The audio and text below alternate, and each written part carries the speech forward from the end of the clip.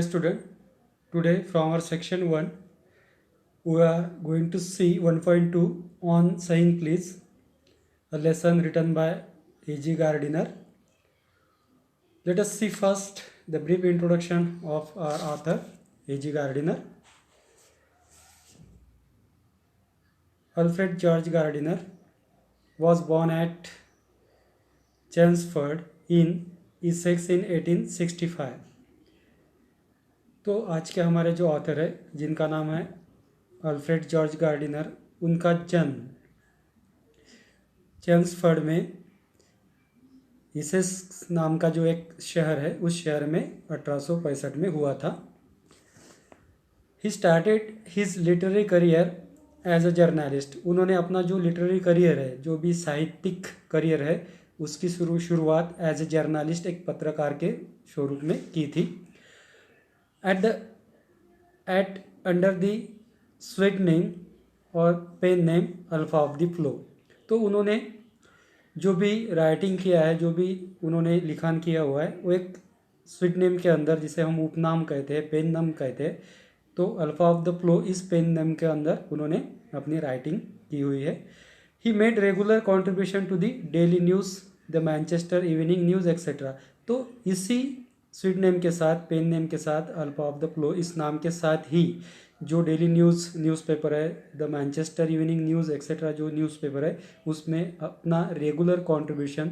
जो भी राइटिंग का योगदान है, रेगुलर योगदान उसमें वो करते थे. The Manchester his essays are uniformly elegant, graceful and humorous. तो उनके एसेज कैसे रहते थे? आर यूनिफॉर्मली एलिगेंट, सर्वोत्कृष्ट रहते थे, ग्रेसफुल अच्छे रहते थे, एंड ह्यूमरस विनोदी भी रहते थे, जिसमें ह्यूमर होता था. The pillars of society, pebbles on the shore, many furrows and leaves in the wind are some of his best known writings. तो यहाँ पे उनके कुछ जो भी राइटिंग्स, जो एसेज उन्होंने लिखे हुए, उनके नाम दिए हुए, उसमें है the pillars of society, pebbles on the shore, many furrows and leaves in the wind. ये जो कुछ भी है उनकी कुछ बेस्ट नोन राइटिंग्स है, अच्छे से पहचाने जाने वाले प्रसिद्ध ऐसी राइटिंग्स उनकी है. His uniqueness lies in his ability to teach the basic truth of life in an easy and amusing manner. तो उनकी जो यूनिकनेस है, विशेषता है, वो किस बात में दिखाई देती है? तो जो एक लाइफ का जो बेसिक ट्रूथ है, जीवन का जो मूलभूत सत्य है, उसे एकदम इजी वे में या फिर अम्यूजिंग मैनर में, मतलब मनोरंजक वे में उसे बताना, उस सिखाना, ये जो एबिलिटी है, ये एबिलिटी जो है, जो उनमें थी, इससे ही उनकी विशेषता, यूनिकनेस हमें दिखाई देती है. He raised the question of morality in everyday life. वो क्या करते हैं, जो रोज़मर्रा का दैनंदिन जो जीवन है, उस एवरीडे लाइफ में जो मॉरलिटी होती है, जो नैतिकता है, उसके ऊपर एक क्वेश्चन, कुछ सवाल वो निर्माण करते, कुछ सवाल उपस्थित करते हैं. In on saying please he points out the value of good manners in social life and emphasises the importance of courtesy and politeness in daily behaviour. तो जो प्रस्तुत ऐसे या फिर लेसन हम देखने वाले हैं ऑन सेइंग प्लीज, इसमें उन्होंने क्या पॉइंट आउट किया हुआ है? He points out the value of good manners in social life, की जो सामाजिक जीवन है, हमारे सामाजिक जीवन में जो गुड मैनर है, जो अच्छे तौर तरीके है, जो शिष्टाचार है, तो उसकी क्या वैल्यू है, उसके क्या मूल्य है, ये उन्होंने हमारे सामने इस लेसन में प्रस्तुत किया हुआ है. And emphasises the importance of courtesy and politeness in daily behaviour. जो हम डेली बिहेवियर करते हैं, जैसा भी हमारा डेली मतलब जो वर्तणूक हम करते हैं, किस तरह से हम पेश आते हैं, तो उसमें जो कर्टसी और पोलाइटनेस होना चाहिए, एक प्रकार की सभ्यता, नम्रता जिसमें होना चाहिए, उसका क्या इम्पोर्टेंस है, क्या महत्व है, उसके ऊपर भी उन्होंने क्या किया हुआ है, उसे इम्पसाइज किया हुआ है, उसके ऊपर जोर दिया हुआ है कि हमारा जो डेली बिहेवियर है उसमें भी कर्टसी होनी चाहिए, पोलाइटनेस होना चाहिए, इसके ऊपर उन्होंने जोर दिया हुआ है. He shows how polite speech and manner sweeten the atmosphere around and how discourtesy and ill manner spoil और पोल्यूट इट. तो वो क्या दिखाते हैं ऑन सेइंग प्लीज में कि किस तरह अगर हमारा जो पोलाइट स्पीच हम किसी के साथ संभाषण करते हैं, वार्तालाप करते हैं, तो वो अगर हम पोलाइटनेस से करते हैं, नम्रता के साथ करते हैं, तो अच्छे मैनर से करते हैं, तो किस तरह से सारा एटमॉस्फेयर जो है स्वीटन हो जाता है, किस तरह से सारा एटमॉस्फेयर जो है एकदम अच्छा हो जाता है, मधुर हो जाता है, स्वीट हो जाता है। And how discourtesy and ill manners spoil और पोल्यूटेड, और किस तरह से अगर हम असभ्यता के साथ पेश आते हैं, जो मैनर हमारे इल मैनर्स है, हमारे तरीके अगर तौर तरीके गलत है, तो किस तरह से सारा जो एटमॉस्फेयर वो स्पॉइल होता है, पोल्यूट होता है, किस तरह से वो खराब होता है, ये दिखाने का प्रयास एजी गार्डनर ने इस ऐसे में जिसका नाम है ऑन सेइंग प्लीज इसमें किया हुआ है। So let us see the text in detail on saying please by Alfred George Gardiner. The young liftman in a city office who threw a passenger out of his lift the other morning and was fined for the offense was undoubtedly in the wrong। तो यहाँ पे एक किस्सा हमें हमारे जो author है एजी gardener बता रहे हैं। वो कहते हैं कि क्या हुआ, जो एक यंग लिफ्टमैन है, एक सिटी ऑफिस में जो काम करता था, लिफ्ट में काम करता था, उसने क्या किया, who through a passenger out of his lift, उसने अपने लिफ्ट में से एक पैसेंजर को बाहर फेंक दिया। द अदर मॉर्निंग, कि एक दिन सुबह उसने अपने लिफ्ट में से एक पैसेंजर को बाहर फेंक दिया। And was find for the offence was undoubtedly in the wrong, और फिर जो ऑफेंस है, जो भी अपराध है, उसके लिए उसे फाइन किया गया। तो राइटर कहते हैं it was undoubtedly in the wrong, एक ऐसा था, रॉन्ग था, गलत था। क्यों? It was a question of please, तो एक सिर्फ प्लीज कहने का एक सवाल था, एक प्लीज कहने की वहाँ पे ज़रूरत थी। वहाँ क्या हुआ था, the complainant entering the lift said top, वहाँ पे जो मतलब जो तकरार करने वाला व्यक्ति है या फिर जिसे उस लिफ्टमैन ने बाहर फेंक दिया था, उसे यहाँ पे कंप्लेनेंट कहा गया है। वो जब लिफ्ट में आया, उसने जब लिफ्ट में एंटर किया तो उसने कह दिया, क्या कहा, टॉप, कि मुझे कहाँ पे जाना है, एकदम टॉप पे जाना है। The liftman demanded top please, कि लिफ्टमैन ने तभी कहा, एक डिमांड की कि टॉप प्लीज, क्या कि तुम्हें टॉप पे जाना है। मतलब यहाँ पे लिफ्टमैन शायद टॉप पे जाने के लिए तैयार नहीं था, इसलिए उसने कहा कि top please. And this concession being refuse, he not only decline to comply, decline means to refuse, और कंप्लाई मीन्स पालन करना, with the instruction, but hurled का मतलब होता है फेंकना, फेंक देना, hurl the passenger out of the lift. तो क्या हुआ कि जब लिफ्टमैन ने कहा कि टॉप प्लीज, क्या आपको एकदम टॉप पे ही जाना है, and this concession being refuse, concession किसी भी चीज़ में छूट मांगना, तो उसका मतलब कहने का था कि भाई एकदम टॉप तक नहीं, मैं तुम्हें कहीं मतलब और किसी मंजिले के ऊपर छोड़ सकता हूँ, इस तरह का कंसेशन वो लिफ्टमैन को एक्सपेक्ट था। लेकिन क्या हुआ, दिस कंसेशन बेइंग रिफ्यूज, जब एक कंसेशन मांगी हुई जो छूट है, जब वो रिफ्यूज़ कर दी गई, उसे नकार दिया गया, तो क्या हुआ, he not only decline to comply with the instruction, कि जो इंस्ट्रक्शन थी टॉप पे मुझे ले जाओ, उस इंस्ट्रक्शन को सिर्फ पालन करने से उसने इनकार ही नहीं किया, उसने रिफ्यूज़ ही नहीं किया लिफ्टमैन ने, तो क्या किया, but hurl the passenger out of the lift, उस पैसेंजर को लिफ्ट के बाहर उसने फेंक दिया। This of course was carrying a comment on manner too far। तो ऑफ कोर्स ये क्या थी, it was a comment on manner, जो तौर तरीके होते हैं इंसान के पेश आने के, उसके ऊपर एक कमेंट था। टू फार, अगर हम विचार करें तो इस मैनर की एक बात थी, वहाँ पे तौर तरीके की एक बात थी। Discourtesy is not a legal offense and it does not excuse assault and battery। तो डिसकर्टेसी जो असभ्यता होती है, it is not a legal offence, वो कानूनी तौर से कोई अपराध नहीं होता। अगर कोई डिसकर्टेसी दिखाता है, असभ्यता दिखाता है, तो उसके लिए कोई कानून नहीं है, वो एक लीगली ऑफेंस नहीं है, एक लीगल अपराध नहीं है। And it does not excuse assault and battery, अगर ठीक है, वो लीगल एक ऑफेंस तो नहीं है, कानूनी तौर पे कोई अपराध नहीं है, लेकिन it does not excuse assault and battery. लेकिन जो असल्ट मतलब जो अटैक करने वाला व्यक्ति है, जो थ्रेट करने वाला व्यक्ति है, वायलेंस करने वाला व्यक्ति है, उसे माफ भी किया जा नहीं सकता। इफ अ बर्गलर, बर्गलर चोर या जो घर फोड़ी करने वाला व्यक्ति, घर फोड़ने वाला व्यक्ति चोर। If a burglar breaks into my house and I knock him down, the law will acquit me. And if I am physically assaulted, it will permit me to retaliate. Retaliate means do something bad to someone who has done something bad to you. ऐसे व्यक्ति के साथ कुछ बुरा करना जिसने आपके साथ भी कुछ बुरा किया हुआ है, उसे कहते हैं retaliate. So retaliate with reasonable violence. तो यहाँ पे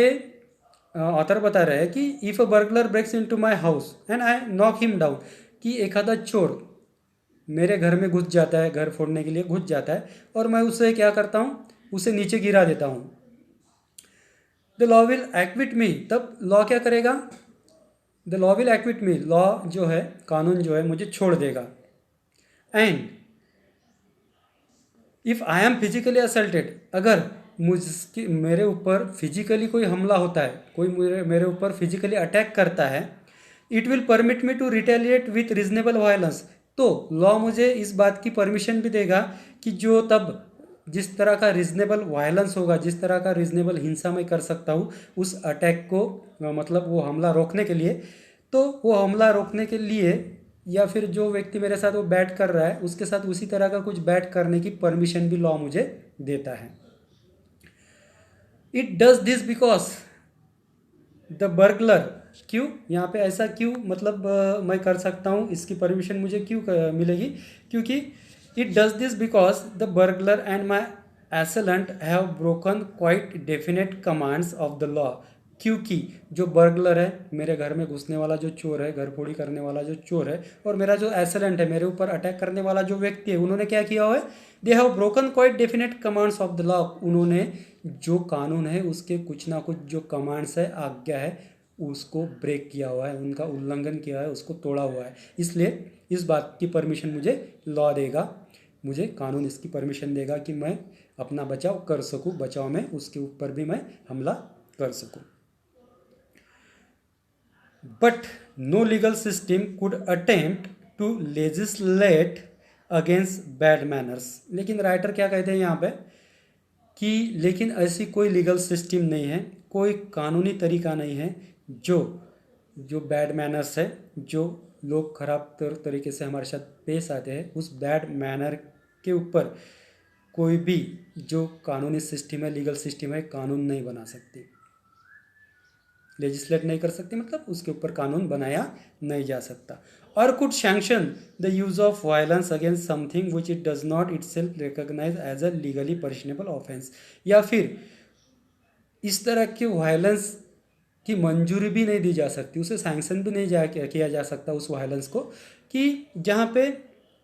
ऐसा रिकॉग्नाइज किया नहीं जा सकता, जिसकी ऐसी पहचान नहीं है कि जो भी ऑफेंस हुआ है, जो अपराध हुआ है, वो लीगली पनिशेबल है, वो कानूनी तौर पे उसको पनिश किया जा सकता है, उसके ऊपर हम उसे सज़ा दे सकते हैं। इस तरह का रिकॉग्नाइजेशन जब तक नहीं होता, पहचान जब तक नहीं होती, तो कोई भी लीगल सिस्टम जो है उस वायलेंस के लिए मंजूरी भी नहीं दे सकती। ठीक, एंड और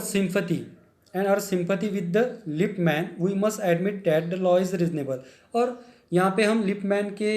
साथ जो हमारी सिंपैथी दिखा रहे हैं, जो सद्भावना दिखा रहे हैं कि उसने जो किया है वो गलत नहीं है, ऐसी सद्भावना जब हम दिखा रहे हैं, तो इसके लिए कौन जवाबदार है, उसके लिए जो है वो लॉ ही रिजनेबल है, जो कायदा है वही कारणीभूत है। It would never do if we were at liberty to box people's ears because we did not like their behavior or the tone of their voices or the scowl on their faces, scowl जो बदनज़र होती है या फिर दुष्ट नज़र, our fist would never be idle and the gutters of the city would run with blood all day। तो यहाँ पे राइटर बता रहे हैं अगर ऐसा होता कि जो कायदा है उसने हमें पूरी तरीके की छूट दे रखी होती है, पूरी तरीके की छूट, कि अगर आपके साथ क्या होता है, मतलब it would never do if we were at liberty to box people's ears, कि हमें छूट मिल जाती कानूनी तौर पे कि हम कभी भी लोगों को क्या कर सकते, टू बॉक्स मीन्स यहाँ पे, टू बॉक्स का मतलब यहाँ पे फाइट विद द फिस्ट, जो हमारी ये फिस्ट है, इस फिस्ट के साथ हम फाइट कर सके। ठीक है, तो किस तरीका से अगर कोई क्या करता है,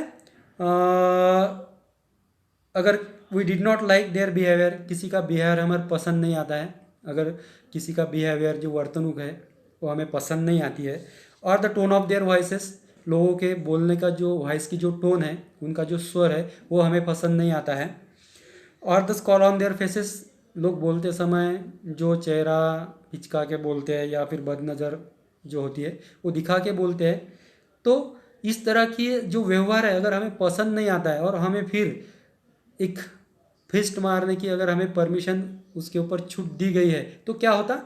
our fist would never be idle, हमारी जो फिस्ट है वो कभी भी आइडल नहीं होती, हम इसका इस्तेमाल करने में कभी भी पीछे नहीं हटते। हम क्या करते, अगर किसी का बिहार नहीं हमें पसंद आता एक लगा देते है ना, अगर उसके जो टोनिंग है स्वर हमें पसंद नहीं आता तो एक लगा देते, तो हमारी जो ये फिस्ट है वो कभी भी आइडल नहीं होती है। तो and the gutters of the city would run with blood all day, तो हमारे सिटी के जो गटर है सारे दिन ब्लड बहते रहता, उसमें खून बहते रहता, इस तरह की सिचुएशन होती अगर हमें इस तरह के जो कायदा है, कायदा अगर हमें छूट दे देता तो इस तरह की सिचुएशन पैदा हो सकती थी। I may be as uncivil as I may please and the law will protect me against violent retaliation, violent वही हिंसक, रिटेलिएशन प्रतिशोध। तो राइटर क्या कहते हैं, अगर ऐसी सिचुएशन होती तो क्या होता, तो क्या होता, I may be as uncivil as I may please, मुझे चाहिए उतना अनसिविल मैं बनता, उतना असंस्कृत मैं बनते जाता, उतना जानवर के जैसे मैं बनते जाता। And the law will protect me against violent retaliation, तो लॉ क्या करता, जो भी हिंसक प्रतिशोध मैं कर रहा हूँ उसके विरुद्ध में लॉ में मुझे प्रोटेक्ट भी करता, मेरी रक्षा भी करता। आई मे बी हॉटी और boorish and there is no penalty to pay except the penalty of being written down an ill mannered fellow. तो राइटर कहते हैं अगर इस तरह की सिचुएशन होती तो क्या होता, आई मे बी हॉटी, मैं घमंडी बनता, और बुरिश उद्धट असभ्य व्यक्ति में बनता, and there is no penalty to pay except the penalty of being written down and ill manner fellow, और वहाँ पे इसके लिए कोई भी दंड नहीं होता, कोई भी शिक्षा नहीं होती, कोई पेनल्टी नहीं रहती। तो पेनल्टी के रूप में सिर्फ क्या लिखा जाता था कि ये जो व्यक्ति है it is an ill manner fellow, ये जो फेलो है एक इल मैनर व्यक्ति है जिसे कोई अच्छे तौर तरीके नहीं आते, खराब तौर तरीकों वाला ये व्यक्ति है, बस इतना लिखा जाता, यही पेनल्टी होती। तो इस तरह की सिचुएशन रहती। The law does not compel me to say please or to attune my voice to other people's sensibilities any more than it says that I shall not wax my moustache or dye my hair or wear ringlets down my back. तो writer क्या कह रहे हैं यहाँ पे, the law does not compel me to say please, जो कानून है वो इस चीज़ के लिए या फिर प्लीज़ कहने के लिए मुझे बाध्य नहीं कर सकता, ज़बरदस्ती नहीं कर सकता, अगर कुछ हुआ तो मैं प्लीज़ कहूँ, इसके लिए वो मुझे क्या नहीं कर सकता, बाध्य नहीं कर सकता, ज़बरदस्ती नहीं करता। और to attune my voice to other people's sensibility, कि जो दूसरे लोग हैं उनकी जो संवेदनशीलता है, उनके संवेदनशीलता के साथ मैं लय मिला सकूं या फिर जिसे हम कहते हैं सुर में सुर मिला सकूं, इसके लिए भी वो मुझे कंपेल नहीं कर सकता। Any more than it says that I shall not wax my moustache, कि कानून ये भी नहीं कर सकता कि जो मेरी जो मूछे है उसे मैं वैक्स करूँ, पॉलिश करूँ, और डाई माई हेयर, मेरे हेयर को डाई करूँ, और wear ringlets down my back, कि जो रिंगलेट्स है बैक वहाँ पे मैं रिंगलेट्स पहनूँ, इसके लिए भी मुझे कंपेल नहीं कर सकता। उसी तरह जो लॉ है वो मुझे प्लीज़ कहने के लिए भी कंपेल नहीं कर सकता, बाध्य नहीं कर सकता, ज़बरदस्ती नहीं कर सकता। It does not recognise the lacerations of our feelings, तो lacerations means here a cut और टीयर, कट और tear. Lacerations of our feelings as a case of compensation, कि हमारी जो फीलिंग्स है उस फीलिंग को कट करके उसके बारे में अगर कुछ आघात होता है उसके ऊपर, तो उसके ऊपर वो नुकसान भरपाई या मुआवजा जिसे हम कहते हैं वो भी नहीं दे सकता कानून। There is no allowance for moral and intellectual damage in this matters. तो इस मैटर में अगर मॉरल या इंटेलेक्चुअल डैमेज होता है, नैतिक या बौद्धिक अगर कोई नुकसान हमारे साथ होता है, तो इस मैटर में कानून के तरफ से, लॉ के तरफ से कोई भी अलाउंस, बेनिफिट, भत्ता, नुकसान भरपाई नहीं दी जाती। तो ये सब क्या है, लॉ के ऊपर डिपेंड है। This does not mean that the damages are negligible. तो राइटर कहते हैं इसका मतलब ऐसा भी नहीं है फिर कि जो डैमेजेस हो रहे हैं, जो भी हमारा नुकसान हो रहा है वो निग्लिजिबल है, उसे निग्लेक्ट कर सकते हैं हम, उसे दुर्लक्षित कर सकते हैं, ऐसा भी नहीं है। It is probable that the Lippmann was much more acutely hurt by what he regarded as a slur एक कलंक, एक spec, slur upon his social standing than he would have been if he had a kick on the sins for which he could have got a legal redress। तो since मतलब here हम पैर कह सकते हैं, पैर, हमारी जो पैर है, टंगड़ी वगैरह। तो रिड्रेस मतलब प्रतिकार। तो राइटर कर रहे हैं, it is probably that the liftman was much more acutely hurt by what he regarded as a slur upon his social standing. तो यहाँ पे जो लिपमैन है, प्रोबेबली शायद कि जो हम कह सकते हैं वो एक्यूटली हर्ट हुआ होगा, उसे भी किसी ने हर्ट किया हुआ होगा, by what he regarded as a slur upon his social standing, कि जो उसका सोशल स्टैंडिंग है, एक लिपमैन का काम वो कर रहा है, तो उसको ऐसा लगा होगा, जिस तरह से वो हर्ट हुआ तो उससे ऐसा लगा होगा एक जो चीज़ है अपने साथ, जो है एक क्या है, एक कलंक है, हमारा जो सोशल स्टैंडिंग है उसके ऊपर एक क्या है, एक स्लर है, एक कलंक है। Then he would have been if he had a kick on the shins, कि जो शायद जब उसने यहाँ पे सिंस मतलब उसको ऐसा लगा होगा किसी ने हमें किक किया, कहाँ पे, सिंस के ऊपर, जिसे हम पैर कह सकते हैं, पैर का जो एरिया है, तो वहाँ पे किक किया, for which he could have got a legal redress. तो उसके लिए उसके पास क्या था, एक लीगल रिड्रेस था, एक कानूनी प्रतिकार था। The pain of a kick on the since soon pass away. अगर कोई हमें किक मारता है, हमारे पैरों के ऊपर एक लात मार देता है, किक करता है हमें, तो उसका जो पेन है, इट सून पासेस अवे, वो पेन चला जाएगा। कोई मारता है उसका दर्द तो चला जाए, but the pain of a wound to our self respect or vanity may poison whole है। लेकिन अगर हमारे सेल्फ रिस्पेक्ट के ऊपर, हमारे स्वाभिमान के ऊपर, हमारे वैनिटी, हमारे अभिमान के ऊपर अगर कोई जख्म है, उसकी जो चीज़ हुई है हमारे साथ, उसकी कोई जख्म है, उस जख्म का जो पेन है, तो वो पेन सारे दिन क्या करेगा, हमारा मन खराब करते रहेगा, हमारे मन में पॉइजन घोलते रहेगा, विष घोलते रहेगा। तो मतलब वैसा ऊपरी दर्द चले जाएंगे, लेकिन मन के ऊपर अगर किसी चीज़ का आघात होता है तो वो दर्द जल्दी मिटता नहीं है, वो सारे दिन हमें मतलब हमारे मन में विष घोलते रहता है। I can imagine that liftman denied the relief of throwing the author of his own out of the lift. कि ऐसा इमेजिन जो राइटर है हमारे कहते हैं, मैं ऐसा इमेजिन कर सकता हूँ, ऐसी कल्पना कर सकता हूँ यहाँ पे कि जो लिफ्टमैन है, denied the relief of throwing the author of his own of the lift, कि वो डिनाइड कर सकता था जो उसका मतलब ओन ऑफ हिज ऑथर, जो उसके ओन का, उसके जख्म का खुद ऑथर है, उसने वो ओन खुद को खुद दिया हुआ है, वो इस बात उसको कि बाहर नहीं फेंकना है, इसलिए डिनाइड कर सकता था, खुद को रोक सकता था। ब्रूडिंग मतलब विचार करना, brooding over the insult by the hour, कि ये जो समय है, एक आवर है, एक आवर है जो समय है, उस समय के इंसल्ट के ऊपर उस इंसल्ट, उसका जो भी अपमान हुआ था उसके ऊपर वो विचार कर सकता था। And visiting his wife in the evening as the only way of restoring his equilibrium, और बाद में जाके अपने वाइफ को शाम में मिलता, और जो कुछ भी हुआ है उसका जो इक्विलिब्रियम बिगड़ गया है, उसका जो बैलेंस बिगड़ गया है, यहाँ पे इक्विलिब्रियम का मतलब है बैलेंस, जो उसका बैलेंस बिगड़ गया है उसके ऊपर मतलब फिर से विचार करता, रिस्टोरिंग करता, तो शायद वो ये ऑफेंस नहीं करता, ये जो भी अपराध उसने किया वो नहीं करता। For there are few things more catching than bad temper and bad manners, क्योंकि ऐसी कोई थिंग्स होती है, कुछ बातें होती है जो बैड टेम्पर और जो बैड मैनर्स है, जो खराब स्वभाव है या फिर गलत तौर तरीके है, उनसे भी ज़्यादा कैचिंग होती है, जो कि हमें हमारा क्या करते हैं, हमारा ध्यान उसकी तरफ कैच करती है, लक्ष्य वेधक होती है। When Sir Anthony Absolute bullied Captain Absolute, bullied मतलब, बलिड का मतलब यहाँ पे दिया हुआ है थ्रिटन, बलिड मतलब थ्रिटन, हाँ, धमकाना,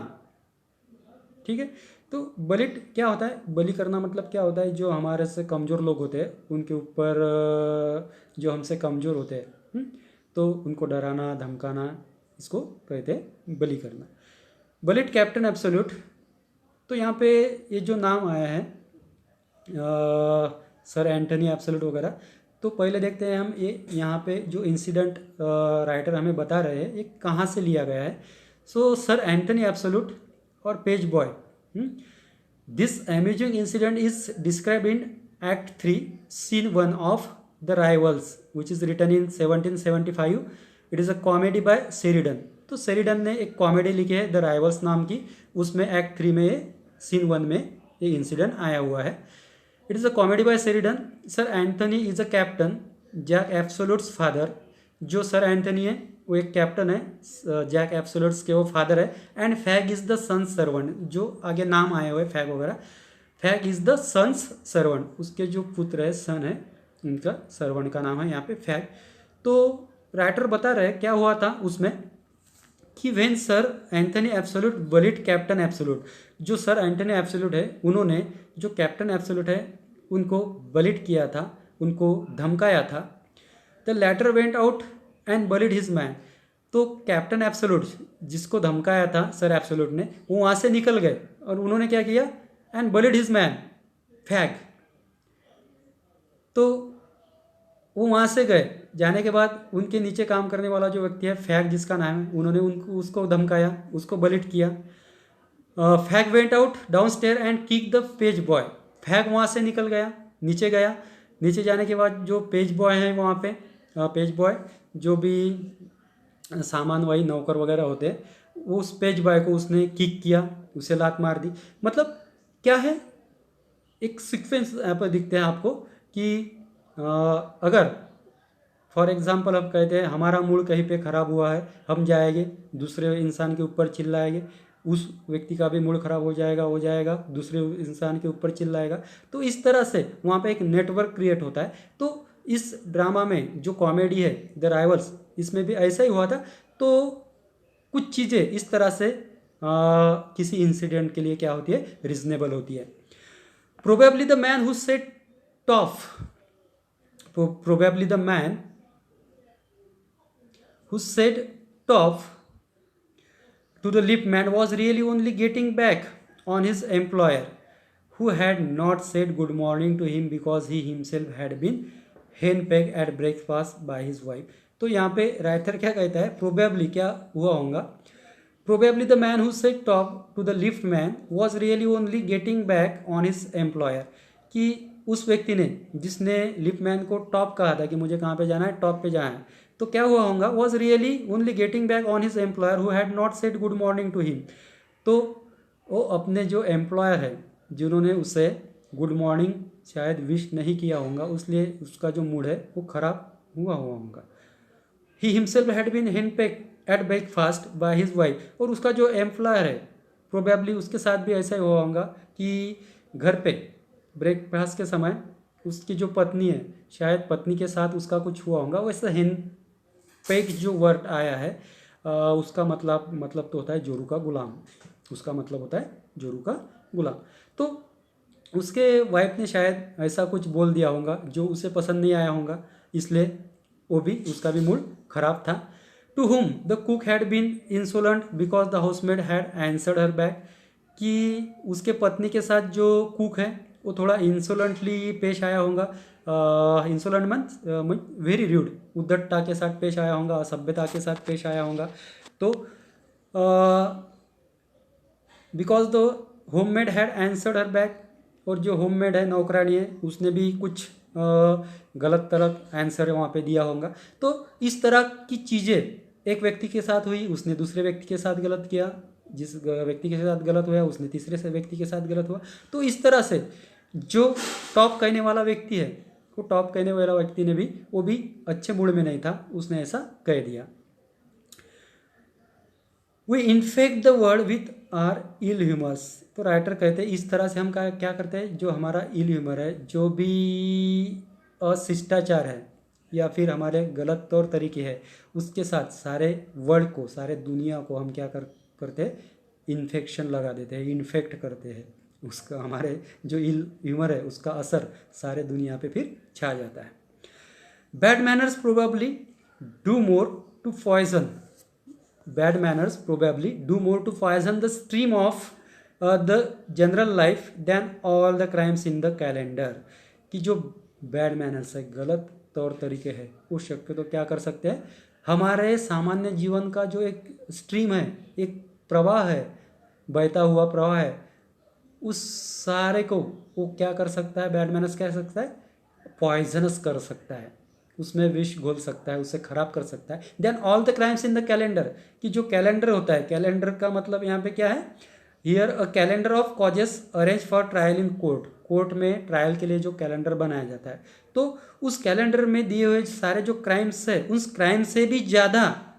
ये बैड मैनर्स हमारे लाइफ में, जनरल लाइफ में विष घोल देते हैं, जहर घोल देते हैं।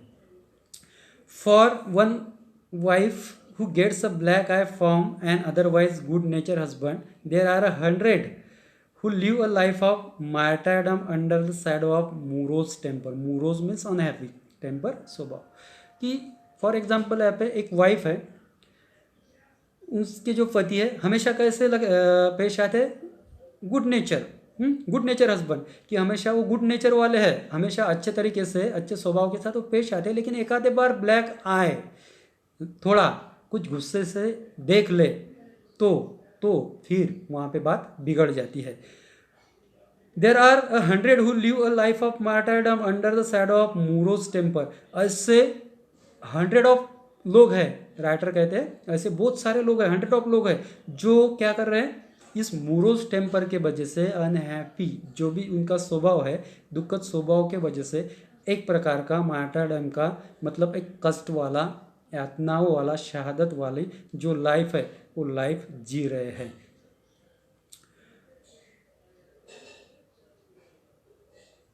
But all the same the law cannot become the guardian of our private manners, लेकिन ये भी बात सच है कि जो लॉ है, जो कानून है, जो हमारे प्राइवेट मैनर्स है, क्योंकि जो भी मैनर्स होते हैं, हमारे जो तौर तरीके हैं, शिष्टाचार है, वो प्राइवेट होते हैं, वो हमारे अंदर होते हैं, हम किस तरह से पेश आते हैं वो हमारे ऊपर डिपेंड होता है। लॉ इस मैनर का गार्डियन नहीं बन सकता, रक्षक नहीं बन सकता। No decalogue could cover the vast area of offences and no court could administer a law which govern our social activities। तो लेखक कहते हैं यहाँ पे नो डेक्लॉग, डेक्लॉग मतलब क्या है, decalogue means the 10 commandments, the 10 commandments, the 10 commandments मतलब यहाँ पे जो मसीहा है, ईसा मसीहा के 10 आदेश, ईसा मसीहा के 10 आदेश, उसको कहा है डेक्लॉग, 10 आदेश। तो ईसा मसीहा के जो 10 आदेश है, वो 10 आदेश भी ऐसा जो ऑफेंस है, जो अपराध है, उसे कवर या फिर उसका जो वास्ट एरिया है उससे कवर नहीं कर सकते, या फिर no court could administer a law which govern our social activities. तो हमारे जो सोशल एक्टिविटीज़ है, हमारे जो भी सामाजिक क्रियाकलाप है, जो भी एक्टिविटीज़ हम करते हैं, उस सोशल एक्टिविटीज़ को कोई भी लॉ गवर्न नहीं कर सकता, नियंत्रित नहीं कर सकता, उसके ऊपर नियंत्रण नहीं कर सकता। ईसा मसीहा ने दिए हुए 10 आदेश भी ये नहीं कर सकते और कोई कोर्ट भी ये नहीं कर सकता। Our speech the tilt of our eyebrows and all our moods and manners की मतलब सिर्फ यही बातें नहीं, सिर्फ सोशल सिविलिटीज़ ही नहीं, सॉरी सोशल सिविलिटीज़ में जो सामाजिक संस्कृति है, सिविलिटीज़ वर्ड है यहाँ पे, तो सामाजिक जो संस्कृति है और स्पीच हमारा जो संभाषण है, द टिल्ट ऑफ और आईब्रोज जो हमारे आईब्रो है उसका टिल्ट, उसका जो झुकाव है, जिस तरह से वो झुकते हैं उठते वगैरह, and all our moods and manners, हमारे सारे जो मूड्स है, हमारे सारे जो मैनर्स है, तौर तरीके हैं, शिष्टाचार है, इन सारे चीज़ों के ऊपर ईसा मसीहा ने दिए हुए जो 10 आदेश है वो 10 आदेश भी कुछ नहीं कर सकते। जो कोर्ट है कोर्ट भी उसे गवर्न नहीं कर सकता, उसके ऊपर नियंत्रण नहीं रख सकता। So student, today we will stop here. The remaining part of On Saying Please by Alfred George Gardiner we will see in our next video, next lecture. Thank you.